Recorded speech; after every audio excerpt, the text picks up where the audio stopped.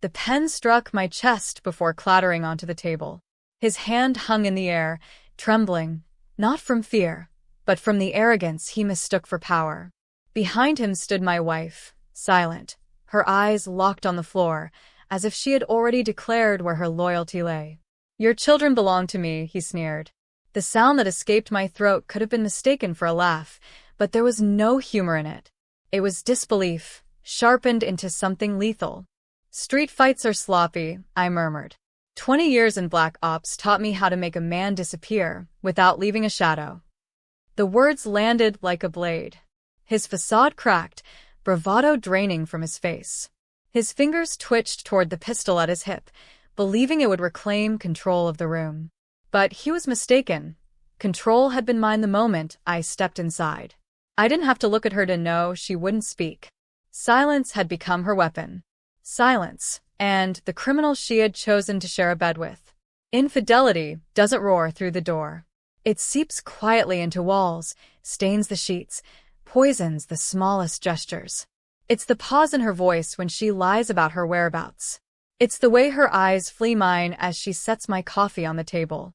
I wanted to deny it, to pretend I hadn't seen the messages, to convince myself the late-night calls from an unknown number weren't his. But denial is weakness, and in my world, weakness is fatal. So, I swallowed the truth and watched. Her betrayal wasn't a mistake. It was orchestrated. She wasn't chasing passion. She was pursuing safety, protection from a man she believed could intimidate me. She forgot who I was. She forgot what discipline does to a man's mind. Outwardly, I wore the mask of a husband too busy to notice. Inside, I dissected every detail. Phone logs, hotel invoices, credit card slips that contradicted her stories. I tracked his movements too, the routes he favored, the patterns he relied on, the way he leaned on fear instead of skill. He was built from violence, but hollow of strategy. He believed fear would keep me away. He was wrong. I collected evidence in silence. DNA pulled from motel sheets. Surveillance footage from parking lots. Each piece stacked neatly, my quiet preparation forming a blade sharper than any weapon. Every night I lay beside her, the questions burned inside me. When did my devotion become her opportunity? How long had she despised me? Once, she kissed me in the kitchen as dinner simmered. Her lips touched mine, but her eyes were somewhere else. She thought I couldn't see. The truth was, I was waiting for the right moment to open my eyes fully. When the report came in, it was undeniable. DNA matches. Stills from security cameras. A record of betrayal laid bare across pages. That night, with the children asleep upstairs, I placed the folder on the table between us. I didn't speak. She turned the pages with shaking hands. Hotel timestamps, pictures. His arm looped around her waist. Her lips parted, reaching for a lie that never came. Tears filled her eyes. I felt nothing. No anger. No pity. Just the cold certainty of what I had already known. "Why?" I asked at last. She broke, stammering, weeping, reaching across the table as if touch could erase truth. I stayed still. My silence screamed louder than rage ever could. The next time he confronted me, gun heavy at his side, papers shoved across the table, I was ready.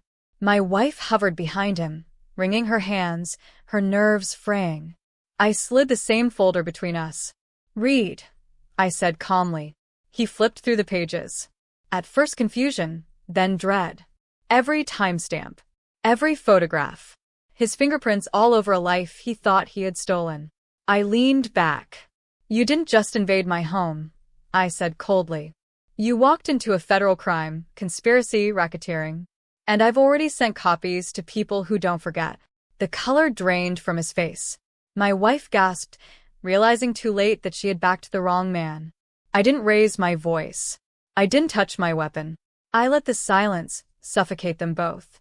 Then I walked out, leaving him staring at the evidence that would dismantle him, and her staring at the man she thought could save her. The children were mine, not by court decree, but by truth. They would never again be raised in her version of love. People say betrayal burns like fire. It doesn't. It freezes. It hardens. It leaves you sharper than you were before. By the time the door shut behind me, I was already lighter. Her tears, his threats, their collapse, it all meant nothing. I wasn't her husband. I wasn't his victim. I was the man who saw everything, said nothing, and walked away with all that mattered. And I never looked back.